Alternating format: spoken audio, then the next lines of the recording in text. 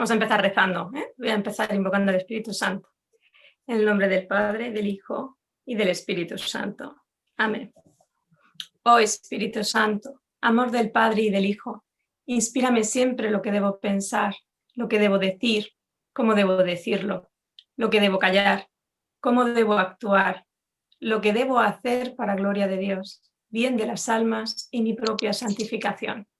Espíritu Santo, dame agudeza para entender, capacidad para retener, método y facultad para aprender, sutileza para interpretar, gracia y eficacia para hablar. Dame acierto al empezar, dirección al progresar y perfección al acabar. Amén. Bien, pues gracias por la presentación. Tengo que decir que he disfrutado mucho las ponencias anteriores y también voy a disfrutar seguro las que vienen después, porque el tema de la teología del cuerpo es una preciosidad.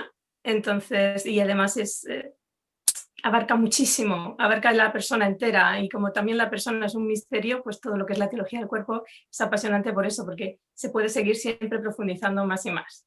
Bueno, el tema que yo he sacado digamos que la introducción la da el propio Papa Francisco en la Amoris Laetitia, porque el Papa Francisco en la Amoris Laetitia dice que la espiritualidad conyugal es la espiritualidad del vínculo. Dice eso, que es un camino común, pero que es del vínculo, el vínculo que une al hombre y a la mujer.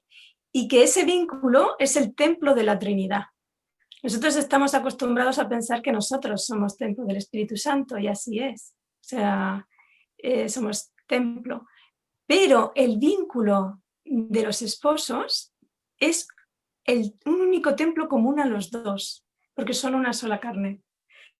Entonces el Papa Francisco además añade en la Amoris Laetitia que ese vínculo es un camino de santificación y de crecimiento místico, de santificación y de crecimiento místico.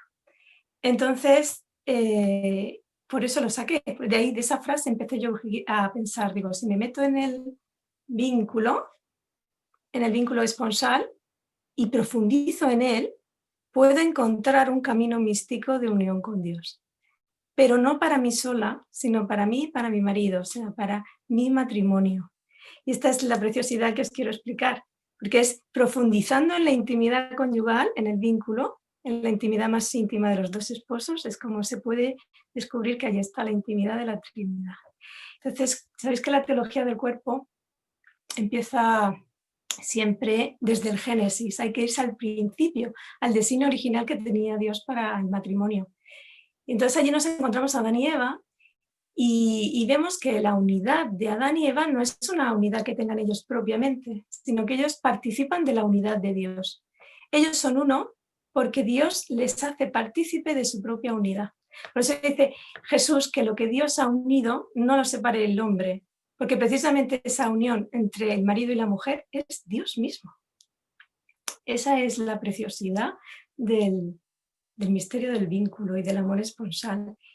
Entonces lo que vemos que ocurrió en el Génesis es que hubo por el pecado original una ruptura de la unidad, que en realidad no es una sola unidad, o sea, son 3 unidades rotas. La primera unidad que se rompe es la unidad conyugal, la segunda unidad que se rompe es la unidad interna, y la tercera unidad que se rompe es la unidad con Dios, la unidad con la Trinidad.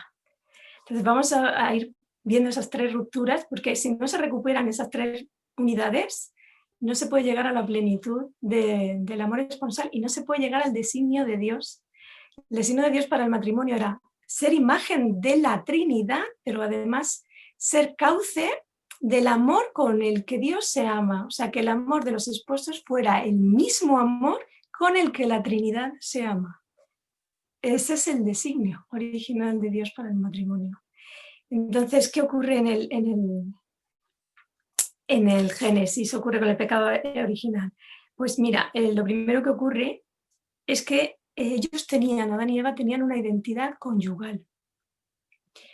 Todos tenemos una identidad esponsal, todos estamos llamados a desposarnos con Cristo, pero unos tienen una identidad esponsal individual, ellos solos, Y el matrimonio tiene una identidad conyugal. Ambos unidos deben unirse a Cristo, deben desposarse con Cristo. Esto es la identidad conyugal.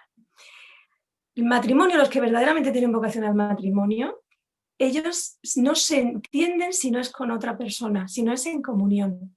Por eso Adán y Eva, Adán cuando está en la soledad originaria del principio, no llega a entenderse hasta que se le presenta a Eva. Y entonces entiende que no es un tú y yo, sino que es un somos. Esa es la identidad conyugal. La identidad conyugal es el llamado, o sea, es plena tu identidad conyugal cuando eres completamente uno con tu mujer o con tu marido. Eres una unión de cuerpo, una unión de alma, una unión de espíritu. Y aquí es donde quiero hacer hincapié en lo del espíritu. En el catecismo te dice que el espíritu es la capacidad de trascenderse, esa es la capacidad que tiene la persona de unirse a Dios. Es la parte más íntima de la persona, porque es donde está encerrada toda su espiritualidad. Pues resulta que hay una tentación muy fuerte en todos los matrimonios, que es la tentación de la individualidad espiritual. O sea, yo se lo entrego a todo a mi marido, él me conoce perfectamente, pero hay una faceta de mí que no conoce, que me reservo y que es precisamente la más íntima. Es la de mi relación con Dios, mi relación personal e íntima con Dios. Y esa se tapa, esa no se comparte. Y entonces, si vemos en la tentación que le hace el demonio, que le hace Satanás a Eva, vemos que es una tentación de tipo espiritual, ¿no? Seremos como dioses. Y se lo hace a ella aparte, ¿no? Es la tentación que sufre Eva. Tiene una tentación. Ahora, si nos fijamos en la Biblia, en la escritura, en este pasaje del Génesis, vamos a ver que no es que Eva, a veces nos lo imaginamos así, ¿no? Satanás tienta a Eva, Eva tiene la tentación, come la manzana y después va hacia donde está su marido para que coma. Pero si nos fijamos en la Biblia no pone eso. Lo que pone es que Adán estaba con Eva. Adán, en el momento en que Eva está comiendo, Adán está con Eva y ella simplemente le pasa el fruto. No están separados, están unidos, están los dos. Pero ¿cuál es el problema? Eva no solo no recurre a Dios en su tentación, que es obviamente lo que tendría que haber hecho, sino que tampoco la comparte con su marido. Tampoco le dice, mira, la serpiente me ha sugerido esto. Porque el marido, Adán, le podía haber ayudado a lo mejor en su tentación. Él podía haber dicho, cuidado, fíjate lo que nos dijo, podía haber usado el don de consejo, ¿no? Haberle dicho, cuidado con esto. Sin embargo, como hay una individualidad espiritual y esa parte está reservada, pues esa ayuda, digamos que no está. No recurren a Dios, pero tampoco recurren el uno al otro. Entonces hay que vencer ese pudor en el matrimonio. Yo no digo que no haya esferas privadas en tu historia de amor con Dios, que hace falta tener, claro, obviamente, para sanar tus heridas y la confesión y esa relación personal y particular, pero tiene que haber momentos conjuntos en el que los dos esposos se abran totalmente a Dios ellos juntos y su oración, para que Dios pueda a través de esa oración pues mostrarles su verdad, mostrarles su realidad, ayudarles e iluminarles sobre lo que están llamados a ser y sobre si hay desviación o no hay desviación. Y esto es muy importante. Pero como no hay unidad, esa parte se obvia. Entonces, si te fijas, Adán y Eva eran totalmente transparentes antes del pecado original. O sea, eran plenamente esa unidad, o sea, vivían esa unidad total. Estaban desnudos, pero ante Dios también. En el momento de pecar, como también hay una ruptura en la unión con Dios, ya no se pueden mostrar como son, porque ya no son una unidad. Ha habido una ruptura interior, ha habido una ruptura con Dios y ha habido una ruptura dentro del matrimonio, ¿no? Ya no se fían el uno del otro. Entonces esa ruptura es lo que les trae vergüenza, porque no pueden mostrar su verdad, porque su verdad ya no es la unión a la que estaban llamados, que no son uno, sino que están divididos. Y de ahí sale la vergüenza. Pero hay otro matiz también en ese pecado original, que es que surgen las concupiscencias, ¿no? bueno, en todas estas jornadas de la teología del cuerpo pues han estado hablando de esas concupiscencias. Bueno, la concupiscencia ataca la unidad, porque lo que hace la concupiscencia es que también hay otra ruptura, y es que se pierde totalmente la idea de pertenencia, de que yo te pertenezco a mí, de que todo lo mío es tuyo, de que todo lo tuyo es mío. Eso desaparece. Entonces se busca arrebatar al otro algo que se cree no tener. O sea, yo busco eso que tienes tú, ¿por qué no lo tengo yo? No, realmente si tú fueras una unidad, eso es tuyo. Y esto lo vemos en la parábola del hijo pródigo, cuando el hijo mayor ha perdido esa idea de pertenencia, de que todo lo del, porque no está unido a su padre, ¿no? Que todo lo que el padre tiene le pertenece al hijo, y él se enfada, como no me das lo que yo quiero, ¿no? No me das de lo tuyo. Y por eso dice el padre con pena, hijo mío, todo lo mío es tuyo, ¿no? Lo dice con pena. Pues ese sentido de pertenencia se ha perdido. Entonces, ¿cómo recuperamos esta unidad? ¿Cómo podemos volver otra vez al diseño original de Dios para el matrimonio? Pues es necesaria una purificación. Siempre se empieza por una purificación. Entonces, el camino precisamente de la purificación es quitar todo lo que no sea Dios, quitar todo lo que nos separa también al hombre y a la mujer, y quitar todo lo que impide también mi unidad interior, ¿no? Todo aquello que ha venido a revolucionar pues todas mis potencias y todo. Entonces, este es un verdadero plan de vida, es un verdadero plan de vida, pero es que también es un camino espiritual que tienen que hacer los esposos juntos. Hay una vía purgativa, una vía iluminativa y una vía unitiva, y tienen que pasar por las tres. Entonces, la primera por la que tienen que pasar es la vía purgativa. Voy a compartir una imagen, a ver si puedo, y os la enseño. Bien, vamos a ver.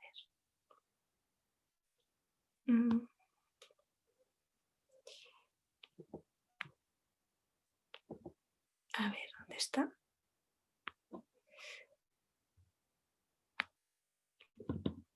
Pues se me acaba de ir. Lo tenía aquí, se me acaba de ir. Aquí, ya la tengo, ya la tengo. A ver, sí. Bien, vemos aquí, esto es la boda de Caná, ¿no? Entonces tenemos ahí el momento justo en el que Jesús va a transformar el agua en vino. Bueno, pues si nos damos cuenta, primero de todo es que las tinajas estaban vacías, ¿de acuerdo? Estaban completamente vacías, por eso les hace a los siervos que la llenen con agua. Para que empiece la purificación. Primero viene el agua, que es la gracia de Dios, la que va a venir a purificar al matrimonio. Y cuando ya esté todo lleno de agua, ya esté purificado hasta el límite, entonces es cuando va a venir el gozo, el vino, la alegría, el gozo pleno, la plenitud de ese matrimonio. Si nos fijamos en las tinajas, bueno, estas no son suficientemente grandes en esta imagen, pero eran muchísimo más grandes, eran casi 600, 700 litros cada una. Lo que podemos entender es que en la medida de la purificación de los esposos, en la medida que se van llenando de gracia, así va a ser la medida del gozo que van a tener. Un matrimonio poco purificado tendrá poco gozo. Un matrimonio muy purificado tendrá mucho gozo, y un matrimonio totalmente purificado vivirá la plenitud del gozo. Entonces, vamos a quitar esto. Ya, bien. Entonces, ese es así. El matrimonio, cuando descubre esto, dice, voy a empezar este camino, voy a atravesar esta vía purgativa, que como todas las vías purgativas, pues es dura, es muy dura. O sea, es un momento de mortificación, de sacrificio, de mucha oración, que ya hemos dicho que tiene que ser oración conjunta y sobre todo contemplativa, porque los misterios de Dios no se descubren si no te dejas mirar por Él. Entonces es adoración y oración conjunta, siendo totalmente transparentes. Fíjate que Jesús abría su intimidad de oración a sus más íntimos, ¿no? A los que estaban más cerca. Y solo con una palabra que oían, que decía Jesús, descubrían toda una serie de tesoros. Entonces Jesús dice Abba, solo dice Abba. Y en esa palabra los discípulos descubren una riqueza, porque descubren primero que papá, que Dios es papá. Descubren la infancia espiritual de Jesús, descubren la cercanía y descubren una nueva forma de relacionarse, de abandono y de acogida. Todo solo por una palabra pequeña que escuchan.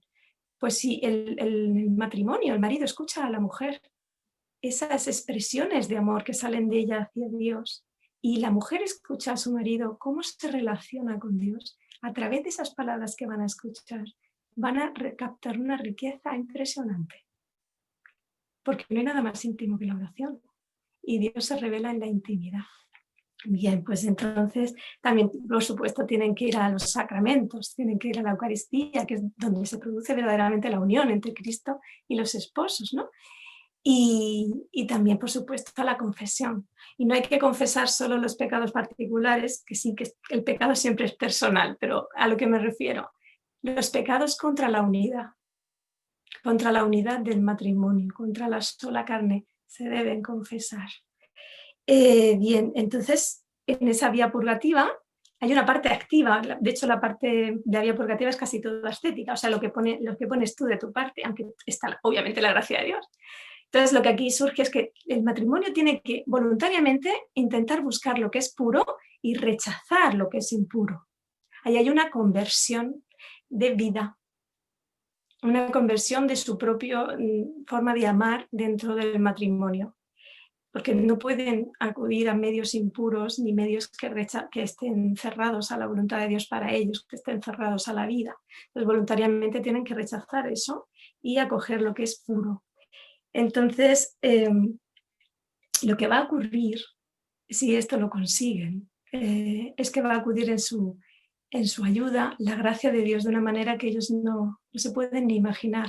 Porque lo que va a pasar es que el amor responsal, o sea, el amor con el que se ama la Trinidad, que es el amor con el que se siente amado Cristo, pero también con el amor que ama Cristo, ese amor se va a desbordar en el vínculo matrimonial, se va a derramar, y entonces lo que va a producir es que se va a corporeizar en ellos. Va a ser el amor de Cristo, ¿no? No solo Cristo, el amor de la Trinidad, amando a través de ellos y amándose en ellos. Esto es si se consigue llegar hasta el camino de unión, hasta la vía unitiva, que es lo que estamos desarrollando. Bien, vale. Entonces, la voluntad, tú por ti mismo, no puedes unificarte. Tú no te puedes unificar a ti mismo, unificar tu esfera sensual y tu afectividad y tu razón y todo y ser solo un uno y unificarte de forma que seas puro, porque ¿qué es lo que es puro? Puro es lo que no está, lo que no tiene división. Eso es lo que es puro, todo es uno, ¿no? No hay ninguna división y nosotros estamos divididos, que es lo que dije yo que era la segunda ruptura, la ruptura interior. Entonces, bueno, ya sabéis que cuando aparece la vergüenza, Adán y Eva y ellos se tapan, ¿no? Esto es precisamente para proteger su unidad. Porque como ven que el otro quiere arrebatar solo una parte, solo quiero el placer que me da tu cuerpo, pero el resto de la persona, me da igual tu alma, me da igual lo que pienses, todo eso me da igual, pues ellos quieren protegerse. Entonces Adán y Eva se protegen, ese es el pudor que dice Juan Pablo II. Se protegen porque quieren proteger su unidad. Yo quiero que me ames entero, todo lo que yo soy, no solo una parte. Bueno, por eso se tapan, ¿no? Por eso ya no están desnudos y se tapan. Bien, en el matrimonio ya digamos que esa desnudez, ¿no? Esa vergüenza en la desnudez física desaparece, porque el matrimonio entiende cuando se casa, ¿no? Por el sacramento, que ya esa mutua pertenencia realmente debe de existir, ¿no? Y que por lo tanto, digamos que el amor absorbe la vergüenza. Pero hay que tener mucho cuidado, porque la unidad interna todavía no está unificada, o sea, no, está todavía rota. Entonces es cuando tiran de ti las pasiones, ¿no? O tira de ti solo la razón, o tira de ti, están como dando bandazos dentro de ti. Entonces hay que tener cuidado y hay que vigilar esa ruptura interior que tienes. Eso se hace a través de la castidad, que lo he explicado muy bien antes. Lo ha explicado súper bien Mercedes. Entonces, se hace a través de la castidad, es la que regula la esfera sensual. Dice Christopher West, que no sé si lo conoces, pero Christopher West es un entusiasta de la teología del cuerpo. Pues Christopher West dice que lo que hay que hacer es frenar el descontrol horizontal, que es el descontrol terrenal, el descontrol de las pasiones. Hay que frenar eso, pero hay que activar el desenfreno vertical hacia arriba, o sea, hay que dirigir todo con potencia hacia el cielo. Y eso es lo que se llama la redención del Eros, que va a haber una charla justo después, que la dice Melissa y que lo va a explicar súper bien, pero que también ha explicado cosas Tesi, ¿no? En cuanto a la Virgen, que es súper erótica porque dirige todo su deseo, ¿no? Lo dirige hasta el cielo. Pero bueno, vamos a seguir. Entonces, esa unidad interior, ¿cómo se recupera? Pues bueno, pues precisamente es a través de la vía iluminativa. A través de la vía iluminativa. Uno no se puede unir a Dios, bueno, realmente no se puede unir a la realidad, sino es a través de las potencias, el entendimiento, la memoria y la voluntad, dice San Juan de la Cruz. Solo a través de eso podemos unirnos a la realidad y solo a través de eso podemos unirnos a Dios. Entonces dice San Carlos Borromeo, antes de eso, Carlos Wojtyla precisamente hizo la tesis doctoral sobre San Juan de la Cruz. Entonces él explica que la única forma de que esas potencias, ¿no? El entendimiento, la memoria y la voluntad se unan a Dios es a través de las virtudes teologales, la fe, la esperanza y la caridad. Cada una de esas virtudes va como a coger la potencia correspondiente y la va a elevar y la va a unir con Dios a través de una purificación. Es lo que estamos diciendo de llenar ahí las jarras de Caná. Entonces dice San Carlos Borromeo que en la lámpara de aceite que tienen las vírgenes prudentes contiene las 3 virtudes en la llama. Dice que la fe es la luz que sale de la lámpara, la esperanza es la tendencia de la llama a subir hacia el cielo y la caridad es el calor de la llama, el calor, el fuego. Y entonces así es como lo dice, ¿no? La llama entera, y sin embargo es una sola llama, porque se unifican también las virtudes teologales. Pero si nos fijamos en las vírgenes prudentes, todas se quedan dormidas. Las necias y las otras se quedan dormidas antes de encender las lámparas. Y esto es así porque, también lo explica San Juan de la Cruz, para que podamos unirnos a Dios a través de las potencias, gracias a esas 3 virtudes, las potencias se tienen que apagar. Y esto es lo que se llama la noche de los sentidos, la noche oscura, la noche oscura de los sentidos. ¿Qué es esto? Bueno, pues todos los matrimonios pasan por una noche oscura.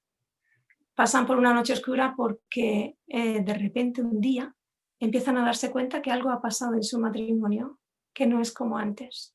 Y empiezan a buscar en su entendimiento razones de qué ha podido ocurrir para que ese amor que teníamos no sea igual que ahora. No entienden lo que está pasando en su matrimonio y por qué no va bien.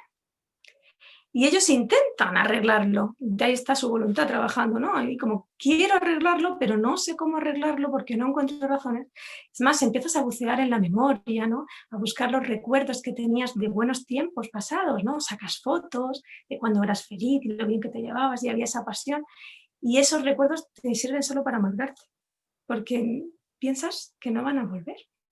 Y esa es la noche oscura por la que pasan todos los matrimonios. Ahora, si en esa noche oscura el matrimonio se aferra a Dios, entonces es cuando surge la luz. Entonces es cuando la fe viene a iluminar al matrimonio, la fe ilumina el entendimiento y le muestra la verdad sobre su matrimonio, que es que no se queda en el plano terrenal, sino que tiene que llegar más arriba, tiene que unirse a Dios. La esperanza hace que ellos piensen que efectivamente van a poder hacer esa unión, o sea, van a iniciar ese camino y Dios va a conseguir que ellos se unan muchísimo más y que ambos juntos entren en la casa del Padre, entren en la unión con la Trinidad. ¿Por qué? Porque el amor es fiel. Entonces, basándose en esa fidelidad de amor, ellos tienen esa esperanza de que eso va a ocurrir. Y luego está la voluntad. Ahí hay ya un inicio de unión de voluntades. Queremos lo que tú quieras, Señor, porque tú quieres lo mejor para nosotros y nos quieres llevar a plenitud. Quiero querer. Entonces, cuando el matrimonio se entrega plenamente a la Trinidad para que actúe en ellos, y entonces se inicia lo que es la vida unitiva. Hay una parte que no me va a dar tiempo a explicar, que es la parte de las virtudes, las cardinales. He explicado las teologales, pero están las cardinales: la fortaleza, la templanza, la justicia y esa templanza, justicia, no me acuerdo cuál es la otra, fortaleza, templanza, justicia y prudencia, cierto. Bueno, pues a través de las 4 virtudes cardinales, ese matrimonio va a seguir siendo purificado porque ya está iluminado por Dios. Y a través de esas virtudes se va a ir sanando, va a ir conociéndose mejor, van a conocerse entre ellos y van a conocer el designio que Dios les está mostrando y el camino que tienen que seguir. Es un tema muy bonito, pero no da tiempo aquí. Así que, bueno, sigo. Estamos hablando de eso, de que estamos a punto de entrar en la vía unitiva, el matrimonio está a punto de entrar en la vía unitiva. Pero primero tiene que crecer el deseo de unirse, el anhelo, crecer. Y esa es la purificación del eros que estaba hablando antes. Vale, lo dejamos para otra jornada, me están diciendo. Vale, lo explicaremos en otra jornada. Bien, entonces, el anhelo de la novia, el deseo tiene que crecer, el deseo de verdad, es lo que se llama la sed. Mi alma tiene sed de ti. Mi alma tiene sed de ti, del Dios vivo. Hasta que no te mueres de sed para unirte a Dios, no se produce lo que se llaman los desposorios. Entonces, por eso los santos se asfixian, ¿no? Y dicen, es que necesito a Dios, es que no puedo vivir sin Él. Entonces, ese matrimonio llega a ese punto en el que lo deseo tanto, porque como ya lo entiendo, porque estoy iluminado, ¿no? Dios me está iluminando, nos está iluminando a los dos. Como ya lo entiendo, tengo que unirme como sea, o sea, es que lo necesito. Entonces, escucha la voz de la novia, el deseo de la novia, le escucha el Espíritu Santo, que es el amigo del novio. Escucha ese deseo, pero está escuchando al mismo tiempo el deseo del novio de unirse, o sea, la Trinidad está muerta de sed, quiere unirse al matrimonio. Y entonces es cuando se producen los desposorios. ¿Qué son los desposorios? Digamos que es un término intermedio entre la oración de contemplación y el matrimonio místico. Está justo en medio. Y precisamente los desposorios son la promesa de que ese matrimonio místico se va a producir.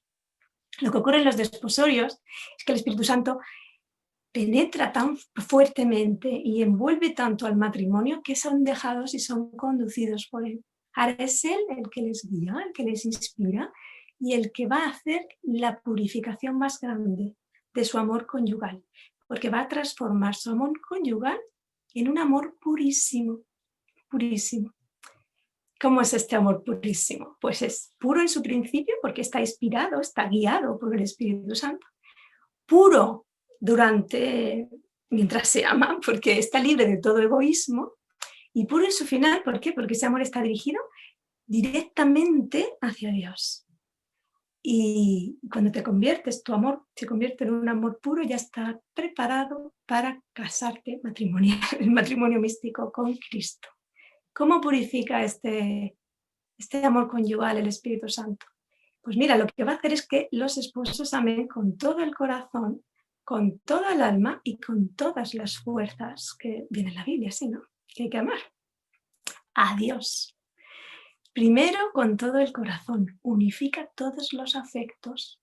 Nosotros estamos acostumbrados a que primero amamos a Dios, luego amo a mi marido, a la familia, a los amigos. Ahí no hay unión, ahí hay jerarquía. Tiene que hacer una simplificación y solo puede haber un amor, que es el amor de Dios. Y uno puede decir, bueno, es que si nada más que amas a Dios, entonces tu marido, ¿qué? Es que lo vas a amar muchísimo más. Porque al principio, cuando estábamos hablando de la vida purgativa, al principio de la vida espiritual, las personas son como un estorbo, ¿no? Como, madre mía, que apártate que quiero rezar con Dios y déjame tranquila, que no me dejas. Y es como un estorbo para unirte a Dios. Conforme vas avanzando en la vida espiritual, esa persona te ayuda a llegar a Dios. Ya no es un estorbo, te ayuda. Entonces, me voy a santificar gracias a mi marido, me voy a santificar gracias a mi mujer, a pesar de sus defectos, precisamente esos defectos son para que yo me santifique. Pero cuando ya estás en la vía unitiva, resulta que tu marido y tu mujer es una ventana abierta a la Trinidad. Es que tú ves que el amor con el que tu marido te ama es el amor de Dios. Es que ves a Dios amándote a través de tu marido. Por lo tanto, el amor es inmensamente mayor. Surge una gratitud, una sensación de no merezco tanto, del regalo que es tu marido o tu mujer, porque a través de ellos puedes poseer a Dios. Es impresionante. Entonces amas muchísimo más cuando se unifican esos afectos y esto es amar con todo el corazón a Dios. Los dos aman tanto a Dios que piensan que el otro, el bien de tu marido o el bien de tu mujer es precisamente amar a Dios, que ame a Dios. Y haces todo lo posible porque eso se cumpla, porque su mayor amor sea Dios. Entonces no hay obstáculo, al revés, es precioso. Después está amar con toda el alma. ¿Qué es amar con toda el alma? Dejar que el amor inunde todas las facultades del alma. Esto que hemos dicho de la memoria, el entendimiento, la voluntad, todo eso está muy bien, pero si no está impregnado de amor, lo dice San Pablo, ya podría hacer yo, pero si no es amor, nada me vale, ¿no? Lo que hace es que el amor va impregnándolo absolutamente todo, de forma que todo se convierte en amor. Todo es el cauce de ese amor. ¿Y qué es amar con todas las fuerzas? Hacer que todos los actos sean amor. Todo lo que hagas con esas facultades sean amor. Decía Santa Teresita de Lisieux, hacer cosas pequeñas con gran amor, que creo también que lo decía la Madre Teresa. Todo lo que haces es amor y por lo tanto amas con todas tus fuerzas. Cuando se unifican esas tres cosas, amar con el corazón, amar con toda el alma, amar con todas tus fuerzas, el amor de los esposos es purísimo y es que ha sido transformado en el amor de la Trinidad, porque así ama la Trinidad. Y entonces ese mismo amor en el que se han convertido los esposos es el que se va a desposar con Cristo, porque es el amor de la Trinidad que mantiene unida a la Trinidad. Por eso el matrimonio se produce así, porque ahora el matrimonio es amor. Entonces se produce el matrimonio místico. Bueno, ¿qué ocurre? Que el amor necesita intimidad, necesita una alcoba íntima donde desarrollarse, porque hay cosas que están veladas y que el matrimonio busca siempre un sitio íntimo donde amarse, y en la Trinidad ha buscado su sitio íntimo, su lugar aparte donde amarse. Y ese es el vínculo del matrimonio. Esa es la alcoba divina donde la Trinidad va a amarse, porque el esposo, Cristo, se ha unido a los esposos y una vez que están unidos entran en la alcoba de la Trinidad. Voy a poner otra foto, a ver si me deja esto. Voy a poner otra foto. A ver. Porque quiero explicar esto, que es bonito también. Bueno, todo es bonito. A mí todo me gusta un montón. Perdón, este no era. A ver, me he equivocado al poner la foto. Ya está, ya estamos un momentito. Los demás son mucho más rápidos que yo. Yo tengo que aprender un poco de estas técnicas. Aquí está. Vamos a pasar de la purificación que había al principio, ¿vemos? Que decíamos que no había suficiente, hasta que no estaba todo purificado, no llegaba el gozo, y vamos a pasar al gozo pleno. Vamos a pasar al amor completamente purificado, que es el que va a unir al matrimonio en Cristo. Hay que decir una cosa, y es que la Trinidad, ¿por qué quiere hacer eso? O sea, ¿por qué quiere amarse en los esposos? Bueno, pues esto lo quiere hacer porque cada uno de nosotros es una carta de amor. Es una carta de amor, es una novedad de Dios, de la novedad de su propio amor. O sea, el amor siempre es novedoso. Y tú dices, ¿cómo es posible que Dios, si lo sabe todo y conoce su propio amor, cómo puede ser que se sorprenda a sí mismo, entre comillas, en su amor? Bueno, pues vamos a hablar vamos a quitar esta foto. Si os fijáis, un momento de extremo gozo de Jesús es cuando vienen los discípulos. Vienen los discípulos felices porque ya se les someten hasta los demonios, ¿no? Y vienen brillando. Entonces Jesús explota en una oración hacia su Padre diciendo, te doy gracias porque le has dado este conocimiento a los humildes y no a los poderosos, y por eso yo me gozo. ¿Qué está pasando ahí? ¿Por qué tiene tanto gozo Jesús porque le digan a esos sus discípulos? Bueno, pues es la primera vez que la Trinidad está actuando a través de sus discípulos. Porque obviamente no son los discípulos los que hacen milagros, ni los que están echando demonios, sino que es Dios mismo el que está actuando a través de ellos. Pero es la primera vez que su amor, el amor de Dios, el amor misericordioso, está fluyendo a través de esos discípulos. Y esa es la nueva carta de amor.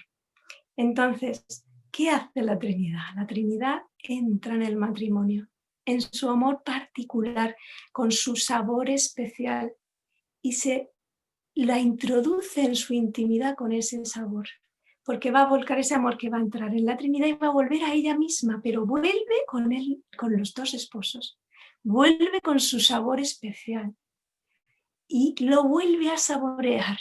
Expulsa su amor la Trinidad, entran los esposos, vuelve y la saborea con el sabor de ese matrimonio, que es único. Y esto es precioso, ¿eh? Entonces, ahí empezamos a entender un poco estos anhelos, porque el matrimonio tiene, vamos a ver, vamos bien de tiempo. Puedo explicar algunos anhelos. Cuando el marido y la mujer se quieren tanto, tienen en realidad unos anhelos íntimos para unirse. Los anhelos más íntimos no son el placer, eso es desear poco, eso es anhelar poco, el placer que puede dar la relación. No, los anhelos más íntimos son anhelos de compañía, de entrega, de infinitud, de eternidad, de intimidad. Entonces, el matrimonio empieza a entrar en esos anhelos más íntimos porque quiere saciarse, quiere que esos anhelos sean saciados. Y entonces, al entrar en sus propios anhelos, o sea, ¿por qué tengo yo este anhelo de eternidad? Al entrar en esos anhelos es cuando descubren que esos anhelos son los anhelos de la Trinidad realmente. O sea, la Trinidad tiene esos mismos anhelos. Entonces vamos a explicar pues algunos de esos anhelos, no los puedo explicar todos, pero voy a explicar algunos. Entonces el primero es el de infinitud. ¿Cuál es el anhelo de infinitud? Bueno, el anhelo de infinitud viene en el Cantar de los Cantares, se ve como el esposo va deleitándose en el amor de la esposa y empieza a fijarse en una serie de detalles, ¿no? Y dice, son como miel en tus labios, ¿no? Hay leche y miel debajo de tu paladar y empieza a fijarse en cada parte de la esposa, pero también en cada parte de su amor y empieza a decir que es mejor que el vino y qué sabrosos son sus aromas, qué sabrosos, y se va fijando en todos los matices del amor que su esposa le está dando. Entonces, si nos fijamos en San Pablo empieza a hablar de todos los matices del amor, empieza a decir, el amor es paciente, el amor es amable, el amor no se engríe, te va dando como matices de ese amor, ¿no? Pero luego te dice, el amor no se acabará nunca. Esto es, la riqueza de matices que se pueden encontrar en el amor de Dios no se acabará nunca. Y esto te produce una embriaguez, que no es la embriaguez del borracho, que pierde totalmente el sentido, ¿no? Y que denigra a la persona, no. La embriaguez del amor de Dios, que es la embriaguez del Cantar de los Cantares, lo que hace es que te produce un total olvido de ti, porque te quedas totalmente absorbida en el amor que te llega, y entonces dentro de ese amor que te está llegando, las riquezas que descubres cada vez te embriagan más, todos los matices, cada vez quieres más y cada vez descubres más, porque hay una explosión de ese amor. Si por ejemplo nos fijaros en un matiz, imaginaos el amor misericordioso, ¿vale? Es el matiz de la misericordia dentro del amor. Pues resulta que el matiz de la misericordia tiene a su vez, el amor misericordioso tiene a su vez el matiz de la bondad. Entonces sería el amor misericordioso de la bondad. Pero si coges el amor misericordioso de la bondad, a su vez tiene un montón de atributos más. Entonces es como una explosión de atributos y cada vez más infinitos donde te metas. Es un camino infinito, como Dios es infinito. Y esa es la embriaguez. Entonces, ¿qué ocurre en los esposos cuando empiezan a meterse en el amor que les llega a través de su cónyuge, pero que ya están en la vía unitiva, ya están con Dios? Empiezan a notar esa riqueza que están descubriendo del amor de Dios que está amándose en ellos y se embriagan. Por eso es la plenitud. Y quieren cada vez más, pero porque saben que lo que están descubriendo son matices del amor de Dios. Es un éxtasis, es lo que se llama el éxtasis, que tú sales de ti y te quedas totalmente absorto y dentro del amor de Dios. Éxtasis. ¿Cómo vamos a explicar? ¿Me da tiempo a uno más, José Antonio? ¿A explicar alguno más o lo dejamos aquí? Es que ya me he perdido un poco con el tiempo. me digáis. Tienes hasta ahí 10 o así, o más o menos. Vale, entonces puedo explicar dos más. Bien, vamos entonces a explicar el gozo, me imagino, porque uno desea llegar al gozo, ¿no? Es lo máximo, ¿no? Entonces, el gozo, ¿qué es? ¿Qué es el gozo? Cuando el marido ama a la mujer, piensa, la amo, ¿no? Inmediatamente la desea. Y porque la desea, también la mujer, ¿no? Esto estoy hablando, pero bueno, que es el marido con la mujer con el marido. Porque la desea, quiere gozarse en ella. O sea, el gozo necesita que haya una posesión de la otra persona, una posesión. Entonces, ¿qué dice Jesús? ¿Qué dice Jesús?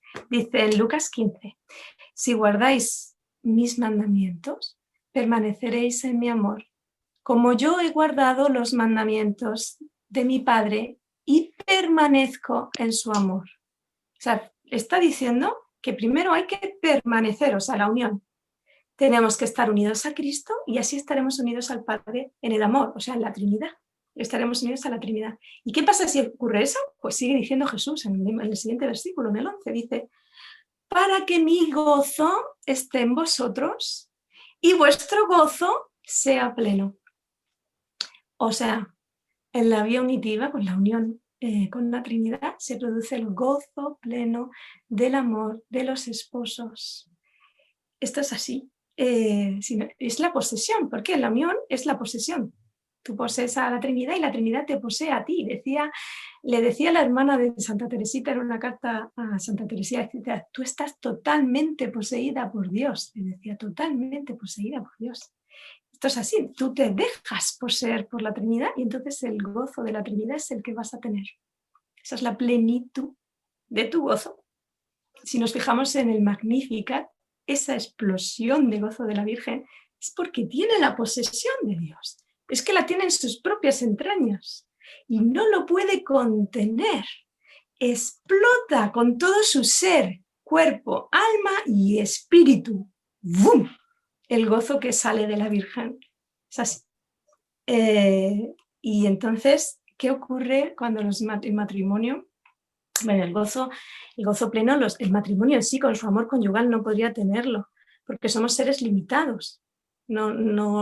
Pues estamos limitados, tenemos una capacidad de darnos y no podemos poseernos plenamente el uno al otro, no podemos. El único que se puede poseer plenamente a sí mismo es Dios. Dios no solamente se puede entregar totalmente, sino que se puede donar a sí mismo totalmente. Entonces, ¿qué hace la Trinidad? La Trinidad posee a la mujer, la Trinidad posee al marido. Y entonces, cuando la mujer, que ya no es un yo, sino que es un nosotros, la Trinidad conmigo, se une al marido, que ya no es un yo con Dios, sino un nosotros, lo que ocurre es que la Trinidad se une a la Trinidad y por eso el gozo estalla como un surtidor que salta hasta la vida eterna, que le dice a la samaritana Jesús. Eso es el gozo pleno por la unión con la Trinidad de la intimidad conyugal, porque es lo que está ocurriendo. Su intimidad se está uniendo a la intimidad trinitaria. Y en los 5 minutos que quedan voy a hablar de la eternidad, el deseo de eternidad. ¿Qué es esto? Pues esto es que los esposos desearían todos que ese momento distante, gozoso, durara para siempre. Estamos tan bien ahora mismo, ¿no? Que bien se está aquí. Estamos tan bien que querríamos que esto durara para siempre. Pero ¿qué ocurre? Que el tiempo precisamente es la incapacidad de hacer eso, no se puede. Los instantes van sucediendo y ya lo que ha pasado ya no vuelve a pasar. Lo único que permanece es la eternidad. Entonces, ¿qué ocurre? Que entra la eternidad en el tiempo. Cuando Cristo se encarna, la eternidad entra en el tiempo. ¿Por qué? Porque va a hacer posible que el tiempo entre en la eternidad. Decía Juan Pablo II que ya que Cristo ha traído la eternidad, que es un regalo esponsal, ha traído la eternidad, tendríamos que darle el valor que merece el tiempo como método de unión con Dios. Es decir, el tiempo nos une a Dios, nos puede unir a Dios. ¿Y esto cómo se hace? Pues transformando todos los instantes en amor, pero no en nuestro amor, sino que sea el amor de Dios el que actúe en nosotros. que sea Dios mismo amando, la Trinidad amando. ¿Por qué? Porque todo lo que Dios ama, todo lo que Dios hace con su amor, está dentro de Él, está en esa eternidad, lo abarca todo, Dios abarca todo su amor y lo conoce y lo ama y permanece. El amor no se muda y además el amor permanece para siempre. Entonces, si los esposos aman con el amor de la Trinidad, todo lo que hacen son amor, todos sus actos de amor, y estoy hablando también de la unión, de los momentos de unión, estarán en la Trinidad, porque serán actos hechos en el amor de Dios, con el amor de Dios, Dios amando en ellos. Entonces todos esos instantes estarán guardados en la eternidad para el goce eterno de todo eso. Y ya está, con eso vamos a terminar la charla de hoy.